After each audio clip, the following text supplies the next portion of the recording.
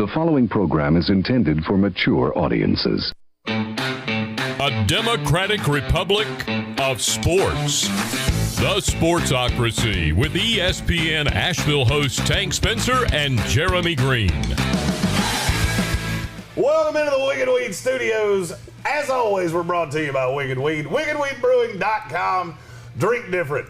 I'm Jeremy Greene of ESPN Radio. This is Brian Haynes. This is Tommy Bradley. And this is the Sportsocracy. Today in the show, we'll be doing a little Fantasy Football 101. Frankly, because I am super tired of talking about the fucking NBA. But we do have to start with the NBA and the great KD Langstradamus. Yes, sir. I don't know that I've ever heard somebody hit a game more accurately than Brian Haynes did. Yeah. He had the score within 4 points, I believe. Yep. And had KD at 50, he had 49. Yeah. I had him with a 50-point triple-double. He had a 49-point triple-double. I definitely thought that they were going to win. I was grossly underrated James Harden's minutes on our ESPN show every day. We all did, because I don't think anybody with a fucking brain thought he was going to play 46 minutes. That's insane. And let's be honest, he shouldn't have. Yeah. Listen, KD was just unbelievable last night. He cannot be stopped. He knew he had to take over that game. He played every single second of that game. He never came out. Jeff Greene was unbelievable for the Nets last night.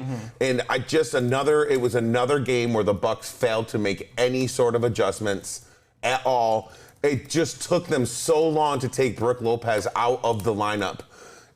Once they started going, basically, when Jeff Greene came in and they did all these things, and Jeff was just getting open because they just kept switching. It was like Brook Lopez was on him, and Jeff Greene was like, I'm going to get open every time. Of course, he was 7 for 8 from the three-point range, which was unbelievable for him. Yeah. But Bundelhoser does it again. He just doesn't know how to make adjustments in the middle of a game.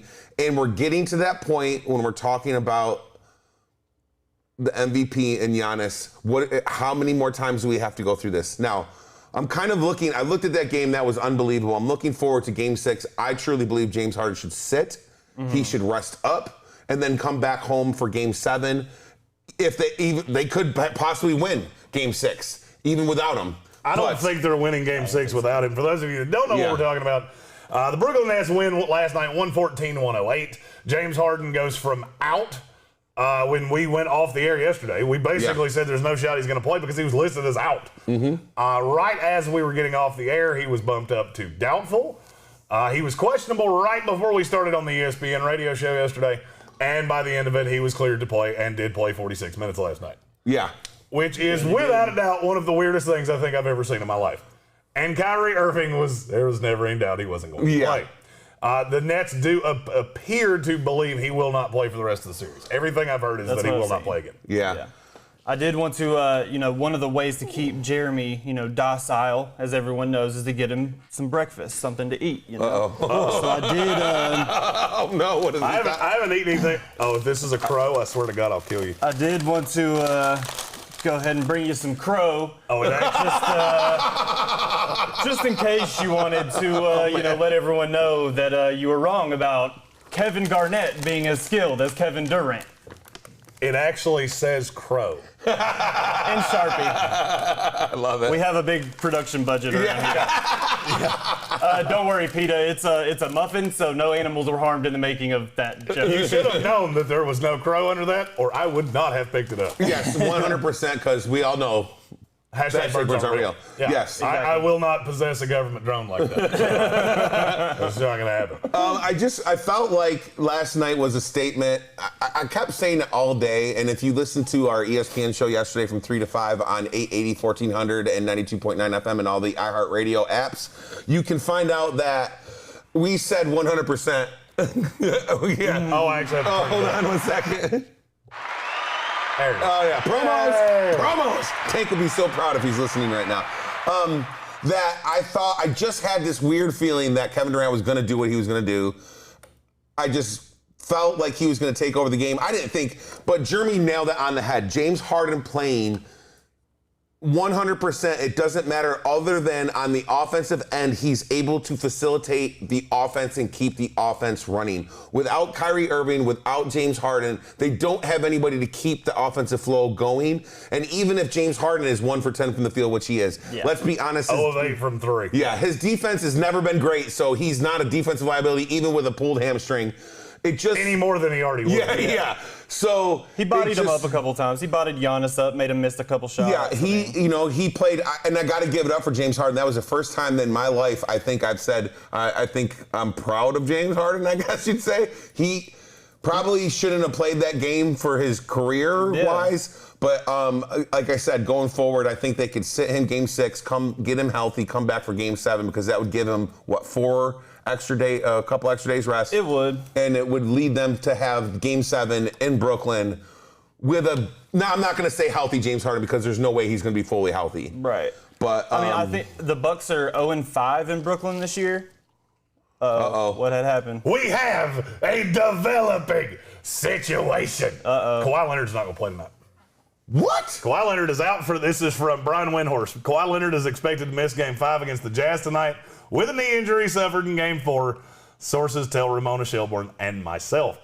His status for the rest of the series is in doubt as well. Bye-bye. Well, fuck my cats. It's been a great run, Clippers. Look, I know that I'm the gambling guy on this show. Let me give you a solid piece of advice. Bet all the monies. Bet it all. Mm-hmm. Every dollar you can, wherever you can physically place a bet right now until this line changes, because it's gonna a lot. I think you're forgetting one thing. The Clippers have Paul George. And it's in Utah, and he doesn't play well on the road. And here's the thing. They cannot move this number enough for me to not like Utah. Yeah, here's the thing. We also heard other huge breaking news this morning that Chris Paul has entered the safety and health protocols. We just said we hope that series goes 7. We don't know what the health and safety protocols are. This was the news of the morning until we read the article, which is that series can't start for a week. Yeah, okay. He'll be fine. And he's vaccinated. Oh, yeah. So that's clear. So we're clear, yeah. They did say that the NBA's articles, if you are vaccinated, you were in close contact, kind of tracing, you'd be fine. I don't know exactly what this one means. I don't know if he tested positive and he just has to have a negative test to go back in. We don't know the actual details of that, but I would assume Chris Paul's going to be there Game 1 of the Western Conference Finals. So at this point, I think we should just dig in for an hour on if it was the right choice to get a vaccine for Chris Paul. I think that's where this is going. That's the direction we're going in. I feel like we've already got that. Jonathan Welch, wait. Uh-oh. Good. Let the hate flow through you. Belt. I don't know if you see over my... oh, wait. This shoulder back. Oh, look at that. There's a championship belt right there for you, baby. The old Bret Hart wingtip. Brought it into action, baby. Champions. Never lost. Never lost. I think this is obviously, we know that we're going to see a Phoenix-Utah Western Conference Finals. The Eastern Conference Finals are kind of still up in the air. Mm-hmm. I think what me and Jeremy were talking about a little bit this morning, though, was that I think both Atlanta and Philly can sit back and say, I think we could beat this Nets team if Harden's not 100% and if Kyrie's not 100%. I think defensively they are, which is weird, I think defensively they could match up better, both of them better with Brooklyn than Milwaukee does. There's not many people that can guard Kevin Durant. I think Ben Simmons is one that could slow him down. You can't guard him. You can't stop him. He's going to get 30 every playoff game. But Ben Simmons can do a better job than probably just about anyone in the league. Yeah. The Kawhi news is still rattling around in my head. I do now want to state that I am fully expecting, and this is breaking news, I'm fully expecting my invite to play for the U.S. national team in the Olympics. Oh, God, yes. Because I think that's coming. Because we're damn near out of humans to play in the Olympics. We went through this yesterday a little bit on the show, on the radio show. It's to the point to where they're inviting Mason Plumlee. They're inviting DeAndre Jordan. That always happens. I led you down the path of least resistance there. Because I will not stand for Plumlee slander. I won't stand for it. Well, he's been invited a bunch of times. They bring in bigs that have no shot at play. Yeah. The problem is that there are no stars left that don't have injuries or have played some copious amount. We talked about this a lot on the ESPN Radio yesterday. I did once guard Steph Curry, and I scored 6 points on him. So I feel like I might be one of the healthiest Americans left to put on. I know, right? I think stars and bars to play in Tokyo. I think Popovich should just run the offense through Jeremy in the post. You know, you don't want to do that. Where do you think #team gets mine? I am the card carrying founder of #. Nothing gets through Jeremy. That ball gets up. If you know, these guys that you want to play in Team USA, if they played in the bubble, they've been playing basketball from August nonstop till now, and then you're asking them to play this summer in the little bit of break before next season. Right. I don't think anybody that really has a shot at winning a championship this year, or has aspirations for it next year, will be in there. I mean, you're going to get some people that aren't that top tier player that want to get their shine on that big stage, and that's all well and good. I just don't see a lot of these big players that are focused on, getting paid, getting a championship in the NBA. I don't see them playing this summer. No, it's the Kawhi Leonard thing has got me completely out of left field.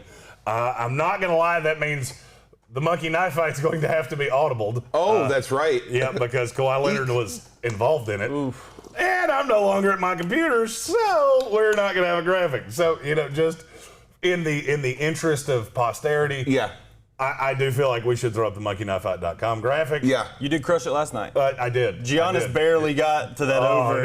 I was worried. Close. I was worried. I was going to be just catatonic with this. And I audibled and had Durant below 34.5 last night. Yeah, he audibled on the ESPN show for that. Yeah, listen to me on this show. This is without a doubt, with Monkey Knife Fight, this is the better show to listen to me on. Because, see, the lines move over the course of the day. I was so proud of you last night. I was like, oh, Jeremy hit both he got one, right? Well, see, the lines move over the course of the day. Yeah. That's why this is why we now put out monkeyknifefight.com. Yeah. Go to monkeyknifefight.com, use our promo code TANK, TANK, to get up to $50 up to a $50 deposit match, which means you put in $50, they will give you $50 extra, and they'll give you a free $5 ticket, which you can use on tonight's game, which was going to be the more or less 3x multiplier between the Utah Jazz and the LA Clippers.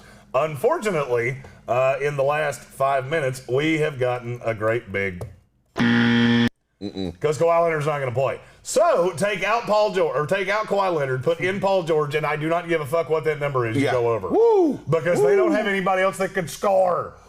No, sir. God, I wish they'd give me Nick Batum. Right. God, give me Nick Batum. Monkey Knife.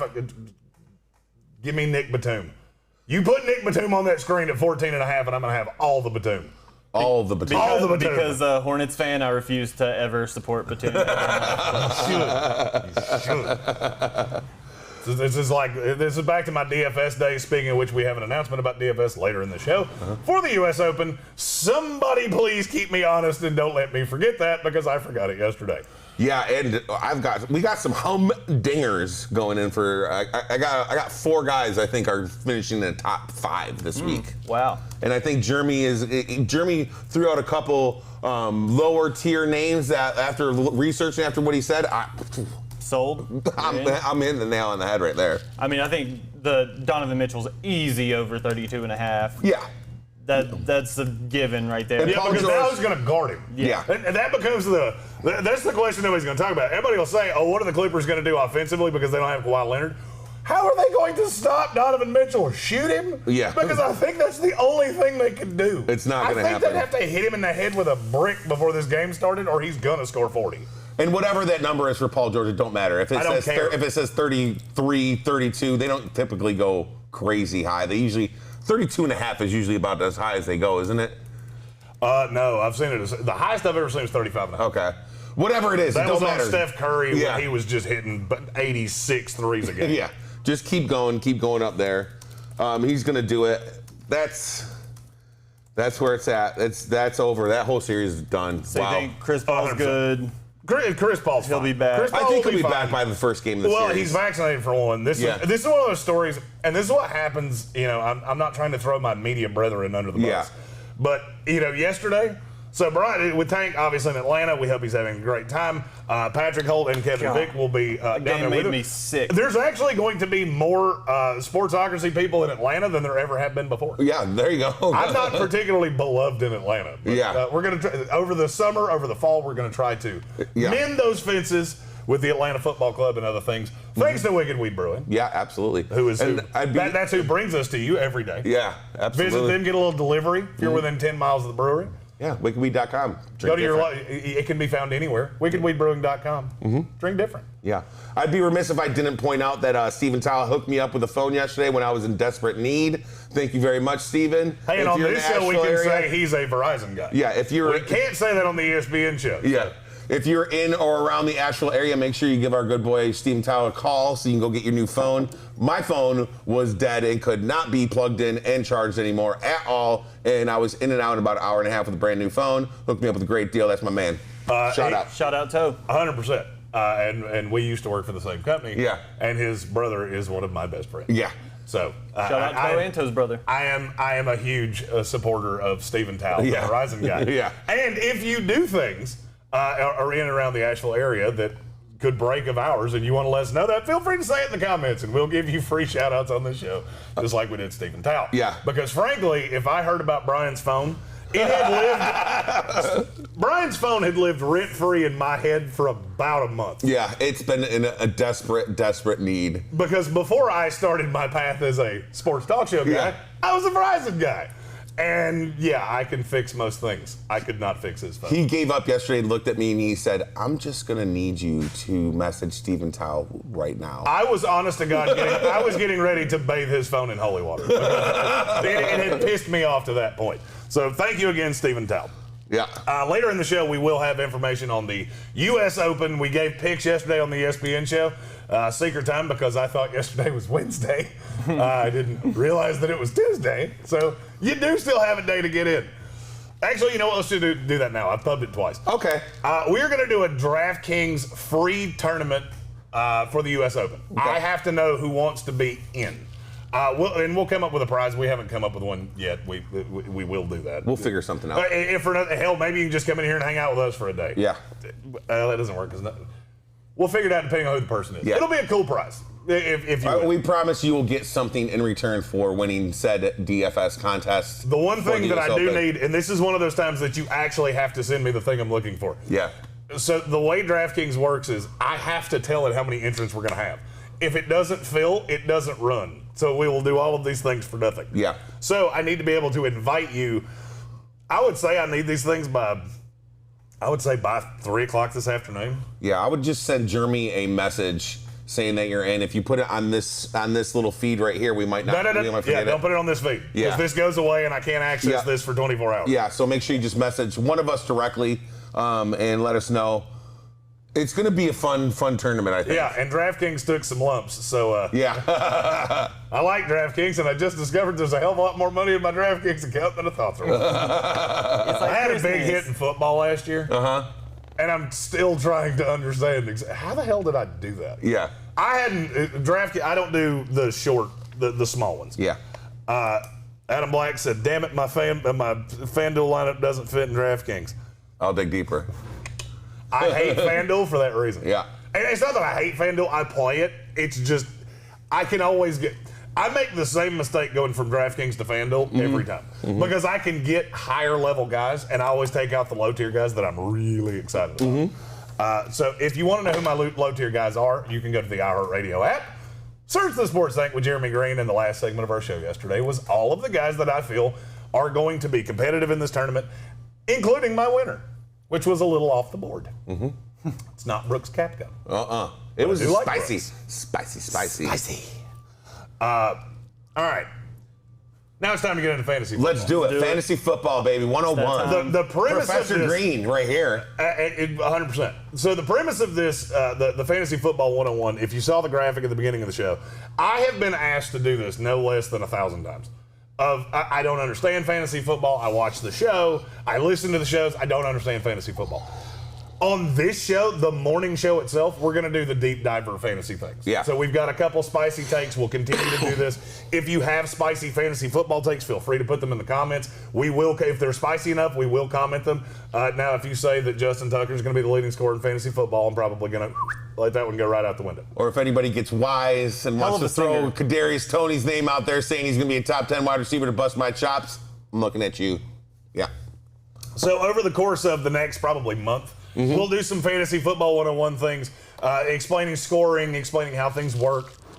I've just been asked to do this so many times, and now we've got a little free time because I'm frankly tired of talking about basketball, and you're not going to get me to talk about baseball. For those of you that do like baseball, just understand I am getting ready to take a series of little 3-day weekends and things like that. My kids will be here soon, and I get them for the summers and all that. So if you're big into baseball, the summer will be fun for you. Yeah, because we'll have more because baseball's coming out. There are four of the 5 people that work on the show love baseball. The problem is the loudest one and the one that does the graphics is the 5th. I'm the dentist that does not recommend Colgate. So you'll get more baseball as I'm gone. Adam Black said, how are we going to know how to enter? You have to send me your I think it's your DraftKings login, not your password, your username. I have to know your new username so I can invite you into the DraftKings group. Yeah. I have to know how many are involved. I don't think I can edit it on the backside, so I'm going to have to put a time on this. You'll have to get me your DraftKings username by 3 o'clock this afternoon. Cut off. Solely because I have to create the contest and everybody has to have time to get their lineups in. Yeah, and then we have to do the afternoon show today, and then, we have to do that afterwards. G-Baby said we don't need more baseball. Let me find yep, you know what? This one's fun. Damn the buttons! Wow, winning. I agree with you. I agree with you wholeheartedly. However, when the cat's away, the mice shall play. Well, and I'm going to be away not a great deal, but I'll take a few days off. As a sports show, we'd like to talk about sports. That's a novel idea. Someone should have thought of that. So what the hell does that have to do with baseball? I knew you were going to say that. It's America's game. Where's your tradition? It was. Yeah, send me, whether it be to the Sportsocracy's Facebook account, send me a message so that they're tangible.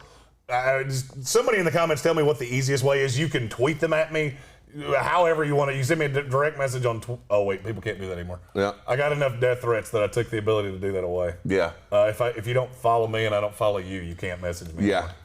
I got enough misspelled death threats from for Ohio. The state of Ohio sent me enough shit that I went, okay, I'm done with this. Yeah. I can't do it. Yeah. But going into the fantasy football season, there are some takes, some things. Be sure to look out for the Fantasy 101 videos. Yep. On this show, you'll be getting a little deep divery thing. Yep. So in this first iteration of this, what we want to talk about is there are a couple things that I have noticed going into drafts, and I think Brian and Tommy have noticed as well, that are kind of blowing my mind. What is your biggest takeaway? I'm going to start with Tommy. What is your biggest takeaway looking at ADPs and things like that? What is your spicy take for 2021 in fantasy football? As far as this year, I love Travis Kelce. He's a hell of a tight end. It's hard to get good, productive tight ends, so I get where people's heads are at. I've just never been a guy that could take a quarterback or a tight end in the first round. He's going 6th overall. I think that's crazy. I've got a couple other ones down in the 15 to 25 range that I think we might hit once we get into the running back and all those rankings. But like Jeremy said, he thinks that it's a really deep running back class this year. Normally, I try to get my running backs out of the way ahead of time. I do think there's some good sleepers this year, and we kind of saw a trend there for a while where rookies like Saquon Barkley, some of these guys that were really heralded came in and were really productive. I think this year is going to be really interesting to see after what happened with Clyde Edwards-Helaire last year. It seemed like he had the perfect situation. I drafted him in the top 10 thinking, he's going to be the running back on a Chiefs offense, and he really didn't live up to expectations. So I think that's going to be a big thing this year is which rookies you can trust, which rookies that were good last year, like Justin Jefferson, some of these guys are going to be, going to have a sophomore slump or be as productive or better this year. So I think there's a few things that are going to be interesting to look at this year. So one of the things is I'm going to address the thing you said about Travis Kelce first. Brian, what was my affectionate name on this show last year during the fantasy football season? Jeremy Greene is 100% the tight end whisperer. I am to tight ends what Pat McAfee is to punters. I was thinking about this on the way in today. If you don't want to take a tight end high, I'm a stream tight ends guy. Yeah. As of right now, and I use Fantasy Pros when we start talking about ADPs and things like that. I love ESPN. We work for ESPN. But they only give you for their website. Yeah. Fantasy Pros gives you for all the websites. As of right now, Travis Kelce's going 11th overall. Yeah. Let me ask you a theoretical question. Do you feel better about Travis Kelce? Mm-hmm. And what I mean by feel better, do you feel like he will live up to his draft status more often than the guys I'm getting ready to say? Let's take out Christian McCaffrey, Dalvin Cook, Derrick Henry. Mm-hmm. You feel better about him than Saquon Barkley? I do. I only, and as a Giants fan, and this is, we're going to get into it because we know there's a question kind of referring to this. Saquon has to prove that he can be on the field. It's consistency versus upside. Yeah, and if that's one of those hard things when you have an oft-injured running back with such a high prolific scoring area, you're taking a chance on this guy that he's going to be healthy the whole entire year. Mm-hmm. Because if you use your first-round pick on someone who gets hurt, it's very hard to recover if you don't draft very well behind that. Right.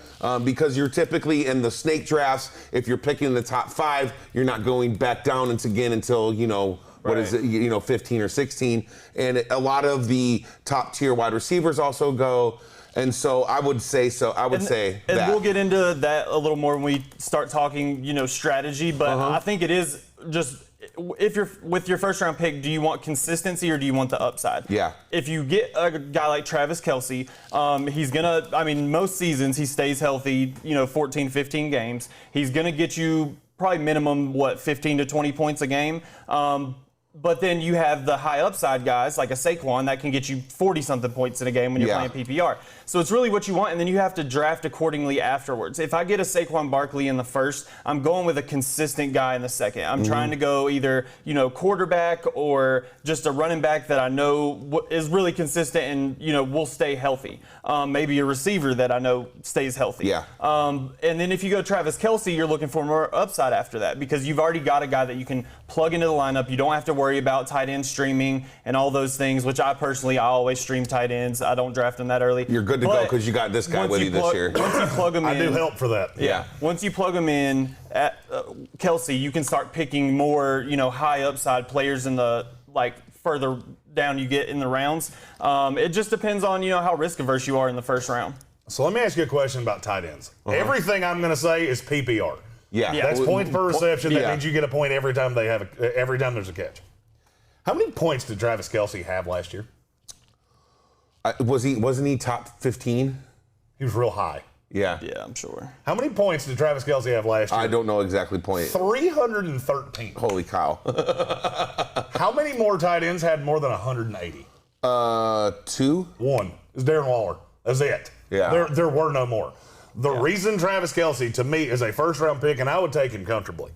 I'm going to be honest with you, looking at ADP, and I'm always a running back, wide receiver guy. First 3 rounds, I always come out with 2 running backs and wide receiver. Yeah. I don't know that I'm going to do that this year. I have a much different strategy, I think, this year than I've had in the past.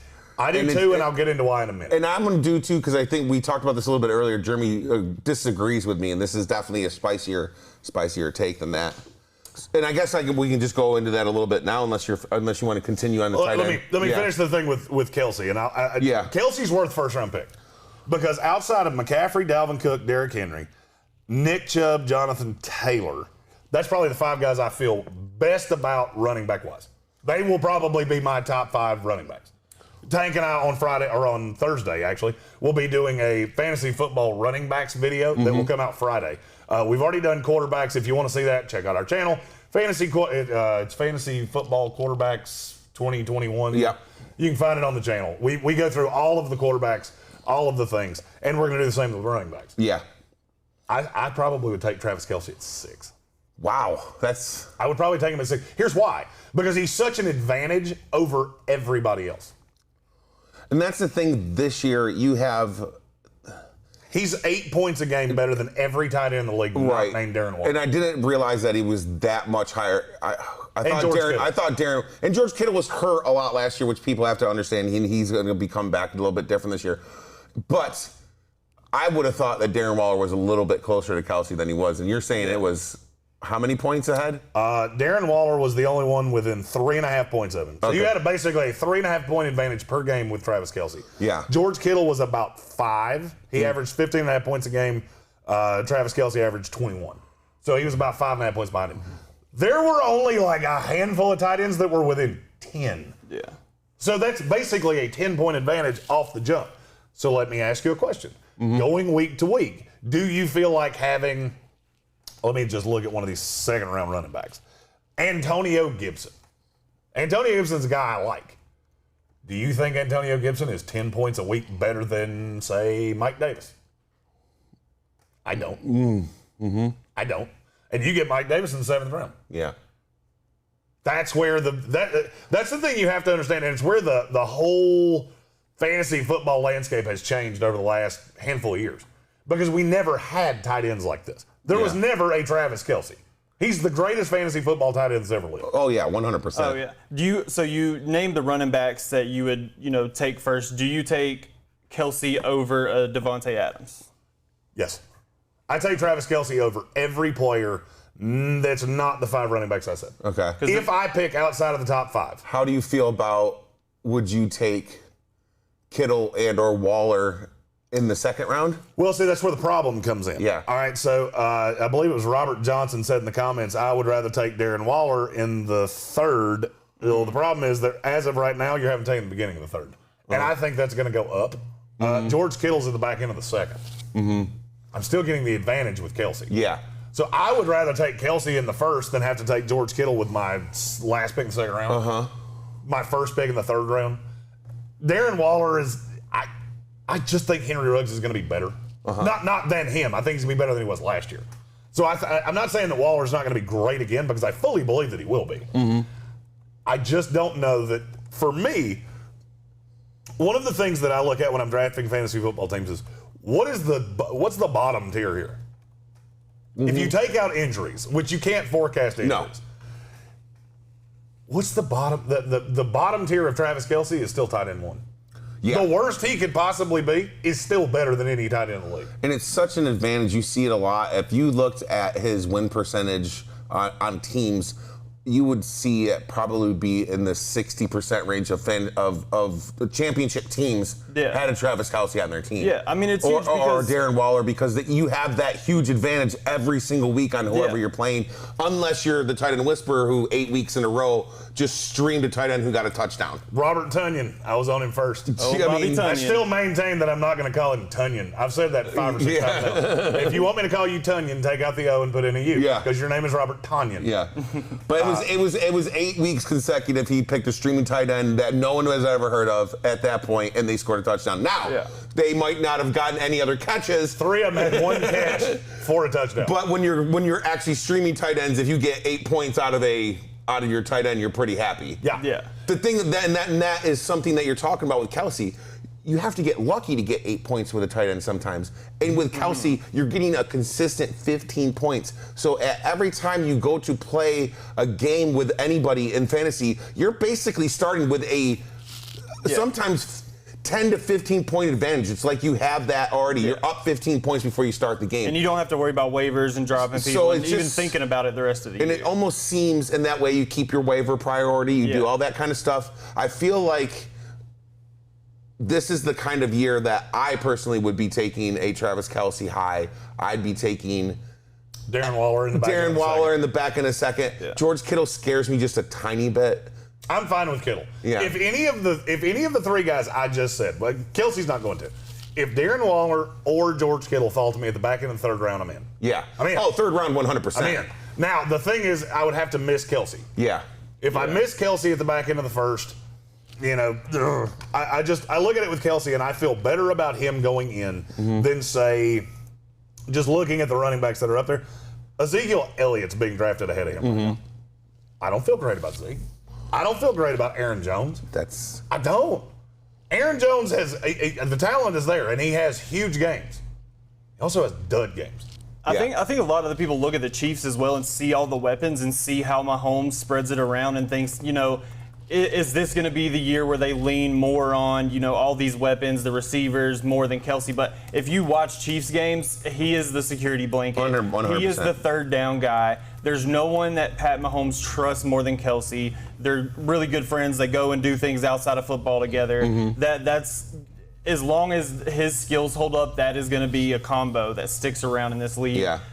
Kelsey's going to be the number 1 tight end as long as he avoids injuries. And I mean, I had Devontae Adams last year, and he had 40, 50 more points, than Kelsey. But I completely understand wanting to just be able to set your lineup and forget it as far as tight ends. Because and there's something to be said for that. Yeah, and you can find replacement running backs. You can find replacement receivers. You can get lucky on the waiver and get a quarterback. And here's one of the tight things. ends is tough. Here's one of the things to what you just said about set it and forget it. Here's what nobody ever talks about with tight ends, and I've said this for years. I've never heard anybody but myself say this. If you have Travis Kelce and you're not streaming tight ends, you know what you never have to worry about ever again?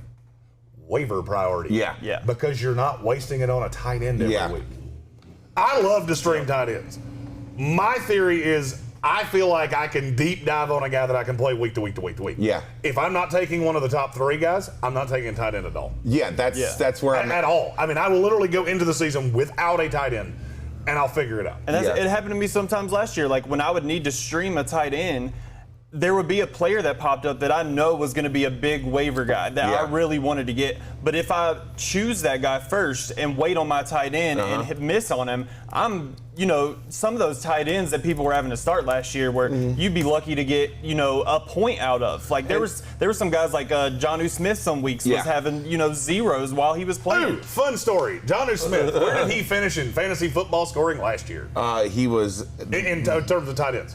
He was 8th. Oh, you're in at 8. Where are you at? I'm looking, so I'm cheating. Oh, you're cheating. I'm already looking. He's 16. Wow. He was 16. You care to take a stab at who? So I've already said Kelsey was 1, Darren Waller was 2. Care to take a stab at the other 3 in the top 5? Mark Andrews. Nope. He was 6. I had him last year, and I was thinking that would be 1 too. Logan Thomas. Number 4. Mike Gesicki. Number 7. Huh.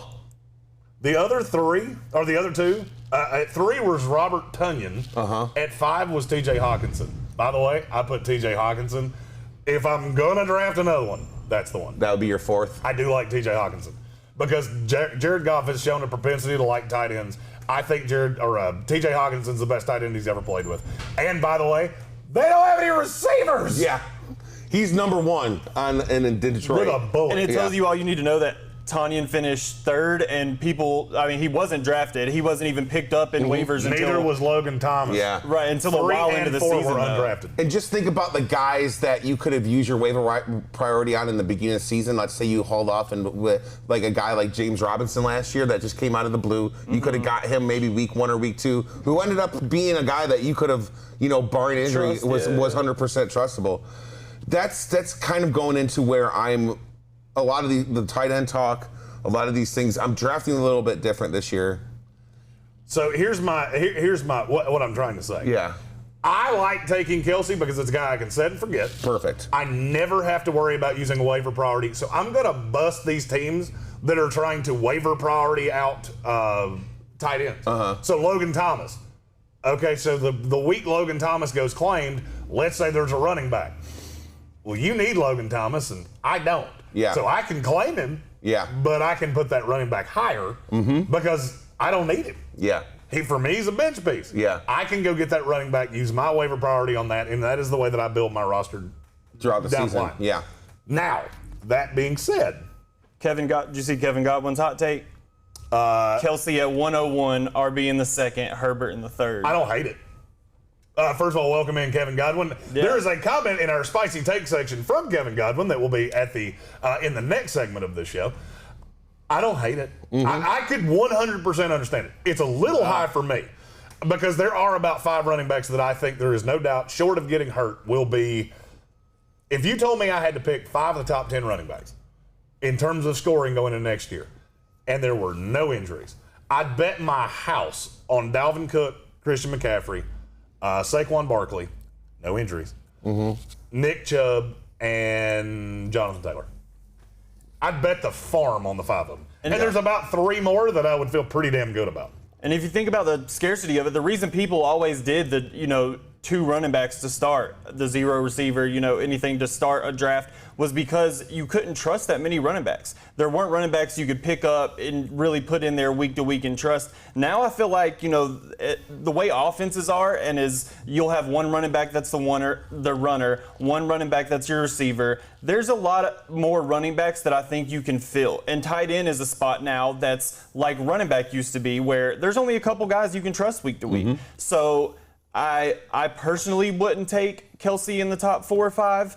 But I don't hate it at all. And he is a position of scarcity, and he is the best player at that position. So the way everyone, did with the running backs, that's where the tight ends are at right now. So I totally get it. And I'll be honest with you. A year ago, if you had taken Travis Kelce in the top 5, I'd have made fun of you. Yeah, you would have burned him alive. I won't now. Yep. Yeah. I won't now because I get it. And here would be the alternative to that. The reason we always took, as Tommy just said, was position scarcity. Well, this is a year that you can go in, and let me just give you a couple guys that I so happen to be really fond of. Chase Edmonds with the last pick in the 5th round. It's a starting running back in the NFL that you can get in the 6th, end of the 5th, beginning of the 6th. Mike Davis, the end of the 6th, beginning of the 7th. Najee Harris in the 7th round. That's going to go up, by the way. Yeah. That's being pushed down because he's a rookie and rookie drafts and things like that, because those don't count. Damien Harris, the end of the 7th, starting running back for New England. No doubt in my mind, starting running back New England. Kenyon Drake in the 8th round. It's a guy that I don't think Josh Jacobs has to get hurt for him to be relevant, but if he does, he's an RB1. Yeah. The position scarcity is gone. You know why? Because there's not many guys that are bell cow running backs. There are probably 20 running backs that are one injury or one inefficient play away from being dudes. And that's a little bit of what I'm saying. I see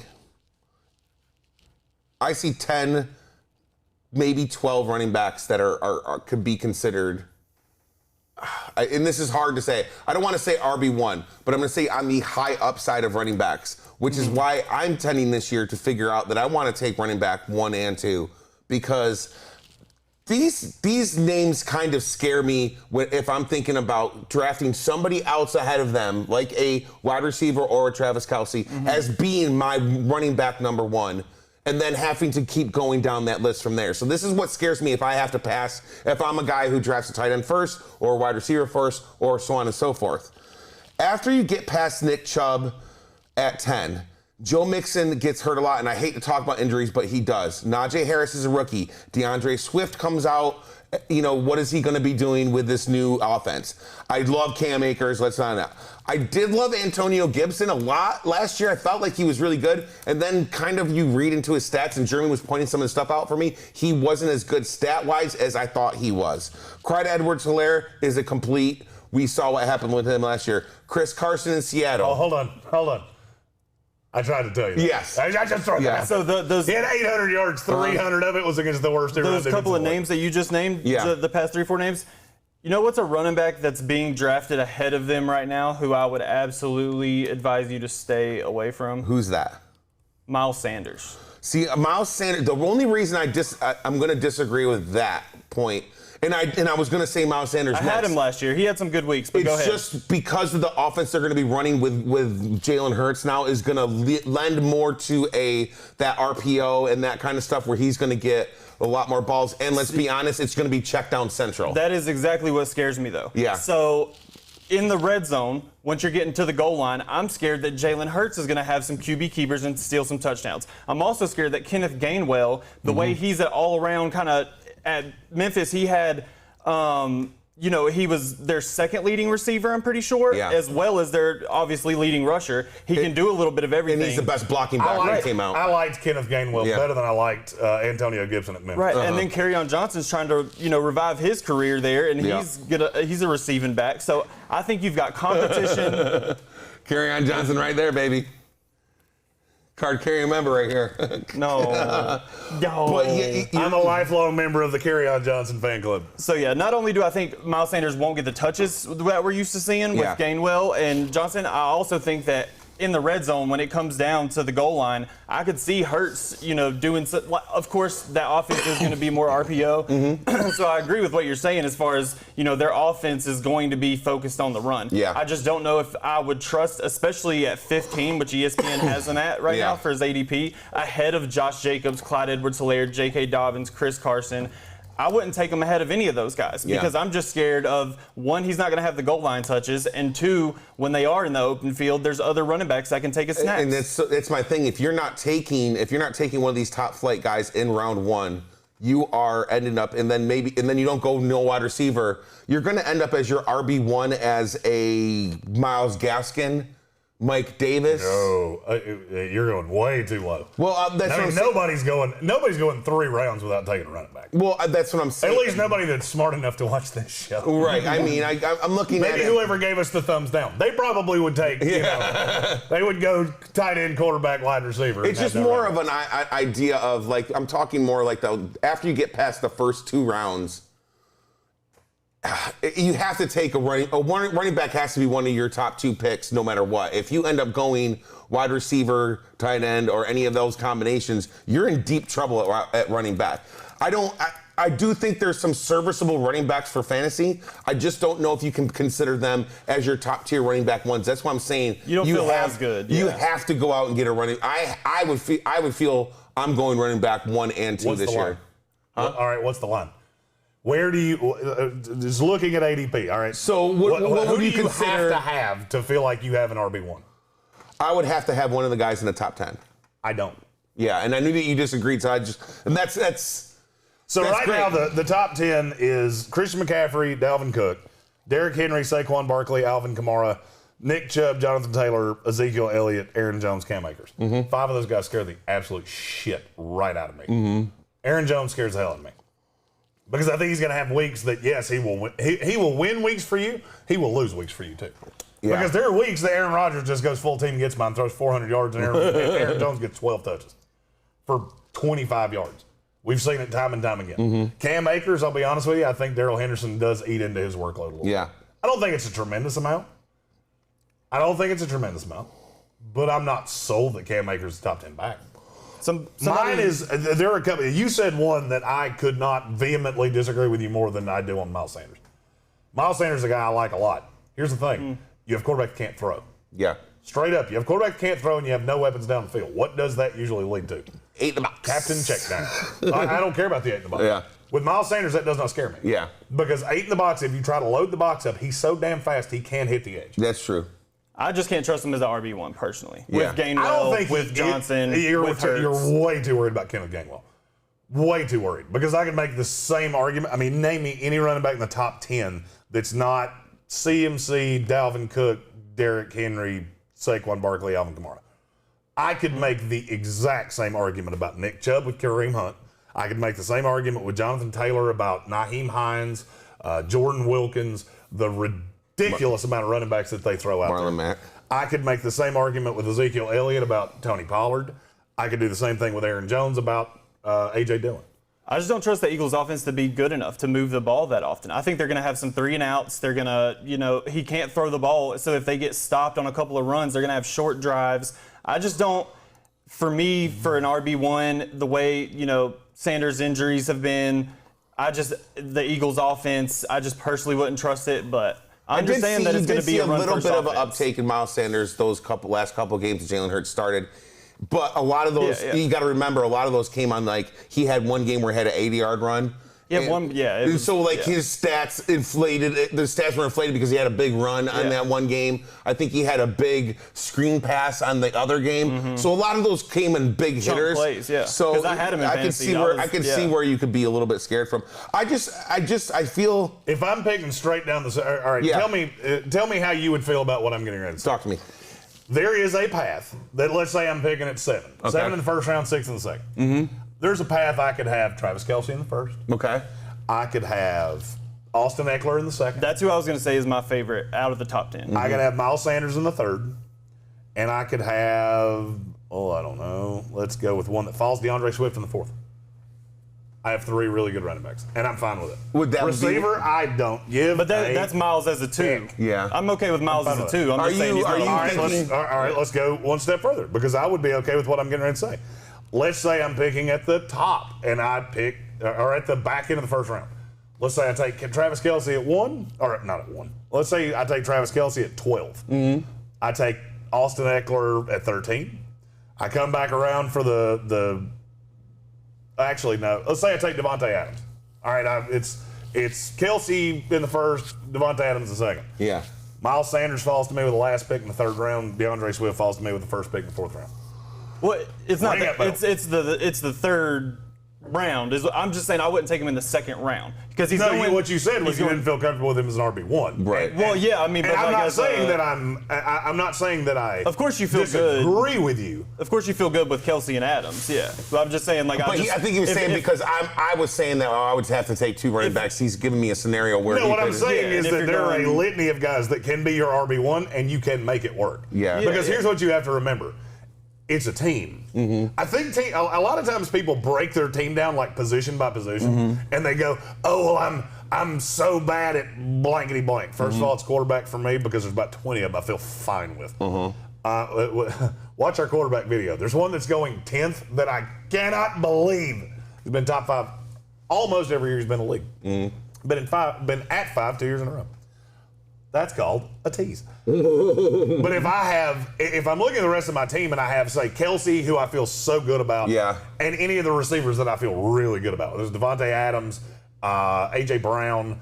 Yes, I do still feel that good about A.J. Brown. I think I like him better. Tyreek Hill. Obviously, you don't want Hill and Kelce, but you understand what I'm saying.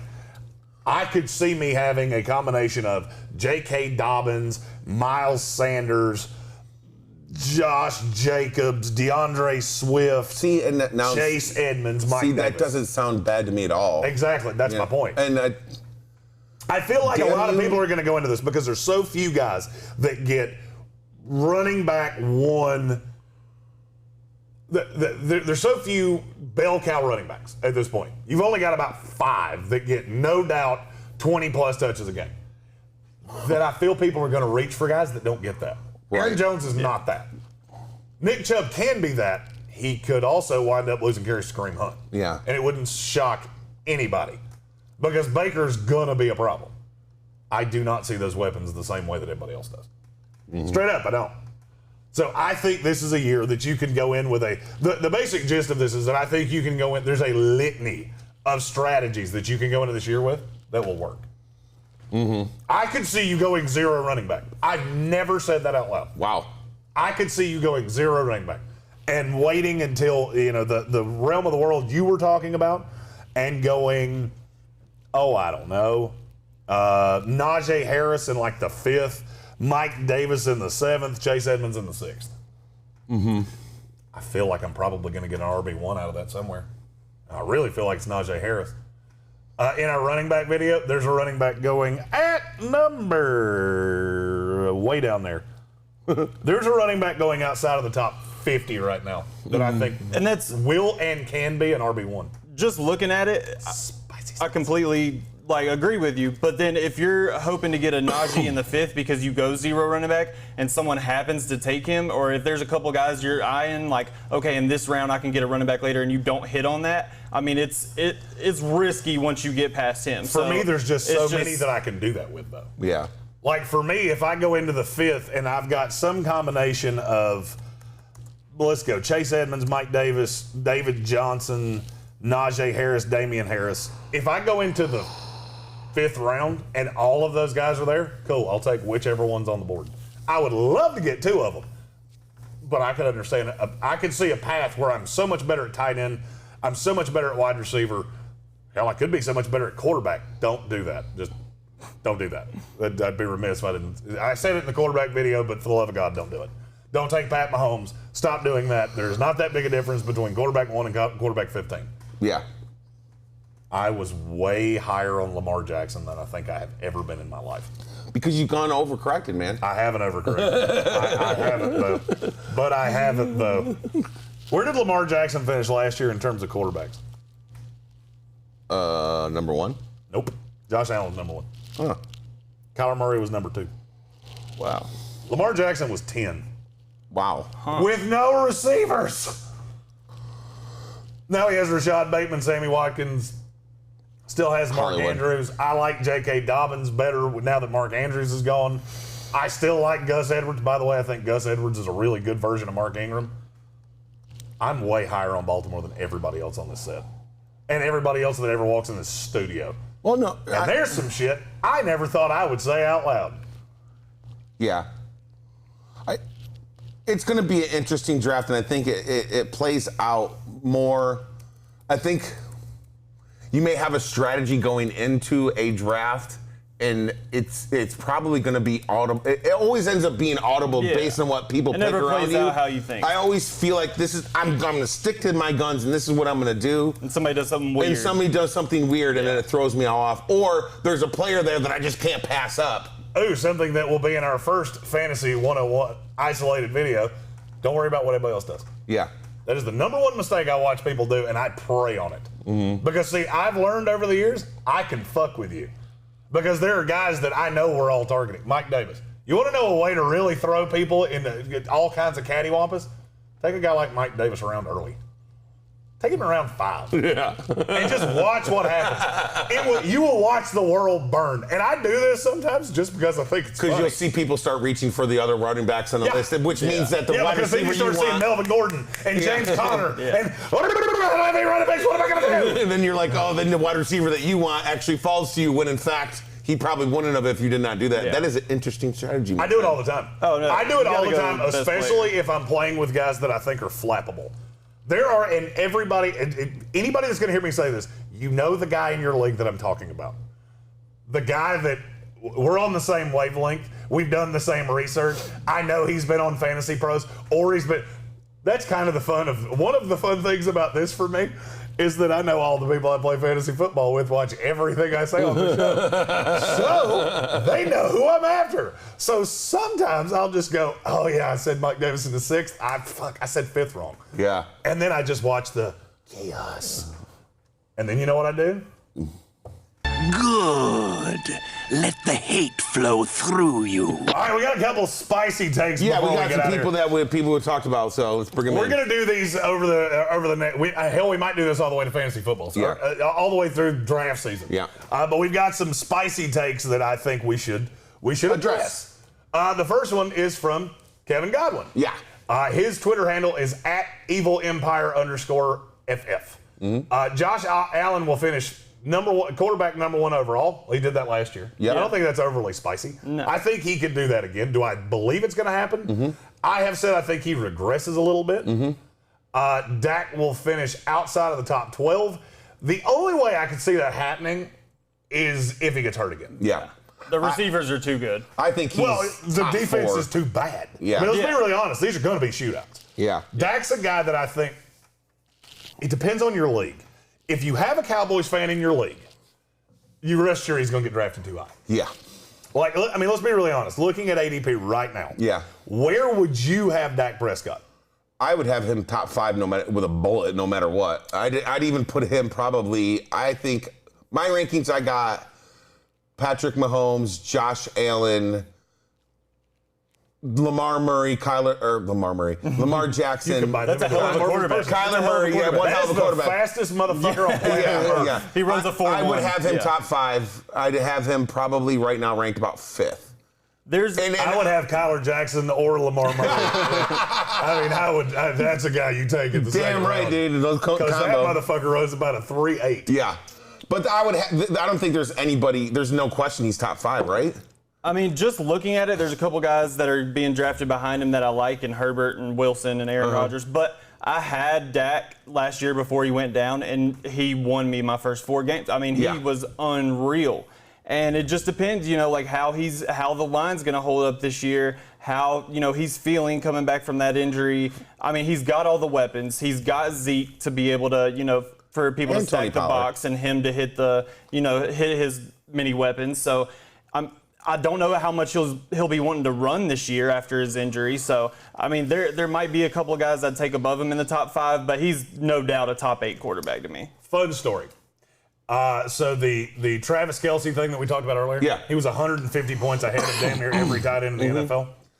Do you know how many quarterbacks were within 150 points of Josh Allen last year? I'm going to say, since you're talking about Travis Kelce. See, Pat was hurt. It was 20. Oh, wow. There were 20 quarterbacks within 150 points of Josh Allen last year. Yeah. Would you like to know who the last one was?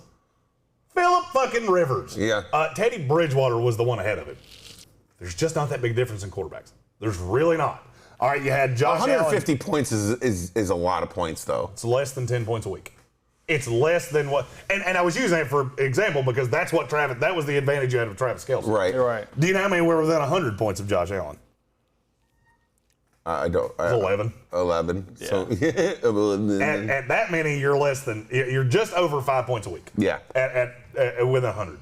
The last one was Kirk Cousins. Oh. Whoa. Stop taking quarterbacks so damn early. And watch our fantasy football videos so I can talk about the quarterback that I love.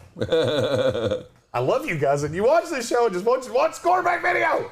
Click the little thumb and share it with your friends. And just tell them. Yeah. There's this lunatic fucking ginger with a beard that keeps saying things, and we like him, and we want all of these people to make all the money. So I don't think we had it loaded in, but while we're talking quarterbacks, Patrick Holt's spicy hot take earlier was that Fitzmagic is going to be a top 10 quarterback ahead of Tom Brady. Okay, hold on. Let me finish Kevin Godwin's because I do want to talk the last thing he said. Okay. I have another one that says damn near the same thing. Okay. So we'll lump those together. Okay. The last one from Kevin Godwin, Calvin Ridley finishes outside the top 10 in wide receivers. I don't think that's bold. Yeah. I do. I do because do you know what's happened to his ADP since Julio Jones got traded? I have to have my bell. Yeah. Because Kevin Godwin, welcome to the Sportsocracy, and this is your first Kevin Vick Memorial Bell. Because I agree with him. I do genuinely, honest to God, think Calvin Ridley is going to be the most overdrafted wide receiver in the NFL. I don't think he's going to be bad. Here's my problem. No, yeah, I was saying that, but I don't believe it's spicy because I think he does finish outside of the top 10. It's spicy because there's so many people that think he's a lock to be in the top 10. Okay, yeah, because I think a lot of what he thrived on was Julio getting the coverage and him being able to, sneak behind the defense, play in the slot. And they do have another great receiver there in Kyle Pitts, but that's kind of where Ridley feasted, was in the middle of the field. When the attention was on Julio, he would go deep. And it's going to be interesting to see when the attention is on him as their number one receiver. What you just said is there is some accuracy to that. He was good even when Julio didn't play. Yeah, that's where I was going. So here's my problem. Name the receivers being taken ahead of Calvin Ridley. This is with some of them still having Julio Jones on the roster. Yeah, I know. It's Devontae Adams, Tyreek Hill, Stephon Diggs, DK Metcalf, DeAndre Hopkins. Yeah. Oof. That's it. That's it. Would you like to hear who's behind him? A.J. Brown, Justin Jefferson, Michael Thomas, Keenan Allen, Mike Evans, Terry McLaurin, Adam Thielen, Julio Jones, Allen Robinson, Chris Godwin, Amari Cooper. I haven't hit one I don't like better than him yet. Not one. Here's a list of what he did without Julio. He had 8 receptions for 91, 5 receptions for 110, 8 receptions for 136. Then there's a 6 receptions for 50, 8 for 124, 10 for 163, 5 for 130, and then an 8 for 52. So he's a stud. 6 of the 8 games, he got you close to 20 points. The Falcons are going to be down. They're going to be airing it out. That's the only thing that I would tend to try to. And I agree. And let's be honest. I agree. Calvin Ridley's probably not going to be in that top 12. But this is something to lend to someone who wants to try to say something about that could say. Right. And like Jeremy just even said, he knows that Calvin Ridley was good without him. It's just. Yeah. I'm not saying, I don't think the Julio Jones thing is why and I don't think he's going to fall off a cliff. Yeah. I think the fact he's being drafted right now with the 21st overall pick, that's dumb. That's dumb to me. I think that's too high. Way too high. Yeah. And I mean, if you get him in the 4th round, more power to you. Yeah. I'm just telling you, I could go into a season with, Michael Thomas, who's going literally a round later, and feel just Michael Thomas should be a lot higher. He's going to be the only wide receiver. He's also going to see a lot of coverage, and that's why people are. There's just nobody to take. Right. And they've got a new coach in Atlanta, so the offense you're used to seeing with having a terrible defense and having to air it out 50 times a game on Matt Ryan. Don't know if that's going to happen. There's something to be said for that, too, because think about how many games you were really drunk on A.J. Brown, and it was Corey Davis. And Corey Davis got Think about how many times you were drunk on Corey Davis, and it was Jonnu Smith. It's going to be very A.J. frustrating. Brown carried me last year. I love A.J. Brown. Yeah, Jeremy is the 100% biggest A.J. Brown. Like, I had him in 3 leagues. I'm going to be in Nashville at the beginning of next month. My number one objective, other than a fun, awesome weekend with my lovely wife, is for A.J. Brown to hug me, because I want some of the greatness that is him to just touch my skin and rub off on me, because I love A.J. Brown that much. To what you said about Ryan Fitzpatrick. Shout out Holt. We had Patrick Holt said that in the comments. We have another one. This is from John Morrison, who says Saquon Barkley regains number 1 overall in points. If he stays healthy, I could fully see a path that he does that. I fully see a path that he does that. Brian obviously I'm not going to draft it that way because he scares the hell out of me injury-wise. Brian obviously loves the offensive line. He's very confident. Yeah. The line it's better. But to Patrick Holt's point, John Morrison comments and says, Fitzmagic and McLaurin finished top three overall, sending Rodgers and Adams out of the top 10. All right. As he talking about the wide receiver and quarterback combination? Here's the thing, I don't know. Okay. And so I'm going to address both. Okay. I do not see a path Devontae Adams does not finish in the top 10 of wide receivers. Right. Unless Rodgers doesn't play. Unless that's the path. That's not a thing. Aaron Rodgers is going to play. He'll be the quarterback of the Packers, no doubt. I do see a path where Aaron Rodgers is on the backside of the top 10 of quarterbacks. I do see a path where Ryan Fitzpatrick is in the top 10 of scoring quarterbacks this year. I do see a path where Terry McLaurin is in the top 8 of wide receivers in the NFL. Really? I see all of those things as possibilities. I like Terry McLaurin a lot. I mean, a damn lot. Yeah, I mean, he's finally got a running back. I mean, finally got a quarterback that can get him the ball. Yeah. I mean, here's a fun question. In PPR scoring last year, where did Terry McLaurin finish? I hate doing this because I'm so far off. No, it's about where you think it would be. I'd say he was probably about 19th. God damn, you're right on 20. Yeah. He's 20. Yeah. 20. Did he miss some games? Think about who his quarterbacks were. Yeah. It was Dwayne Haskins and Alex Smith and Taylor Heineke. Ryan Fitzpatrick's better than every guy I just said. Yeah. Every last one of them. And there's going to be more. There's going to be surrounded. They picked up. They're better on the outside with Curtis Samuel and all these things. You're going to have to game plan Terry McLaurin a little bit different, and I think that's going to tend to him having a lot more open routes. I completely agree that their offense is better. That Curtis Samuel's going to help. That Antonio Gibson obviously is going to help, and having Fitz to spread the ball around will help. The only thing that scares me a little bit is we're so high on Washington because of their defense that I wonder.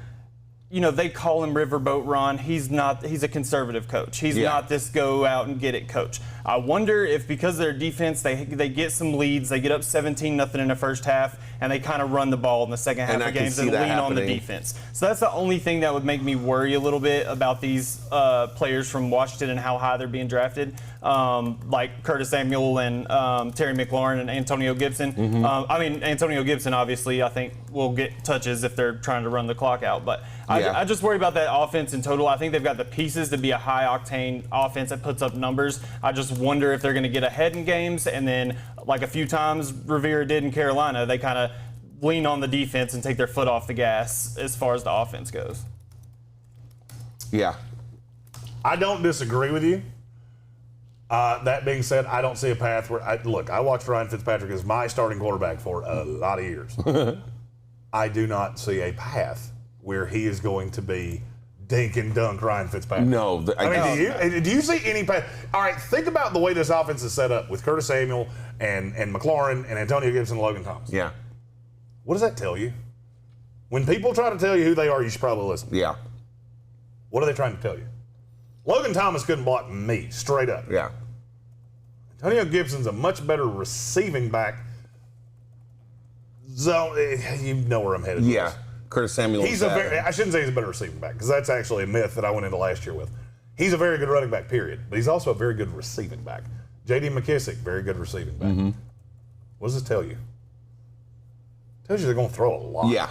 A lot. It's just going to be in a different manner. They're going to try to get the ball out quick. They're going to do a lot of motion, get you off balance, and hit that. They would rather hit that. Do I want to call it a New England style, maybe, where they would rather throw the 3-yard slant than try to run the ball for 1.5 yards.